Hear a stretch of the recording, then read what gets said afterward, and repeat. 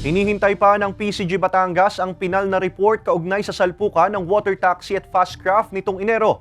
Samantala, tiniyak ng PCG na hindi magkukulang ang mga bibiyaheng passenger sea vessel ngayong papalapit ang Semana Santa. Alamin yan sa report ni Paul Hernandez. Nauna nang sinabi ng Philippine Coast Guard o PCG Batangas, isolated case ang nangyaring banggaan sa pagitan ng water taxi at fast craft nitong January 31. Sa kabila niyan, tutok pa rin daw sila sa kaso lalo at may casualty sa pangyayari.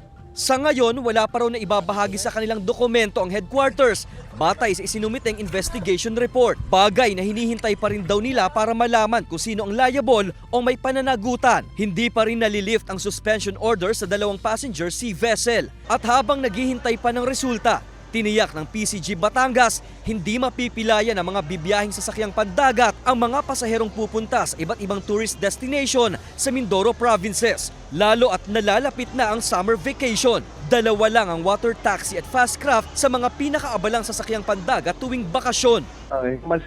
Malaking kawalan yan kasi kung isang barko, dalawang barko, nag-a-adjust naman sir yung marina. Relaxation period naman tayo. Peak season man daw o hindi, abala ang PCG sa inspeksyon para matiyak ang seaworthiness ng mga maglalayag na sasakyang pandagat. Lagi naman tayo sir, always ready naman tayo sir. Continuous naman yan even without ganyan na season. Gayon din ang pagpapatrolya sa mga baybayin. Nagbabantay ang PCG para sa seguridad at kaligtasan ng mga biyahero at bakasyonista. Payo ng mga otoridad, planuhin ng mas maaga ang bakasyon para maiwasan ng malaking abala.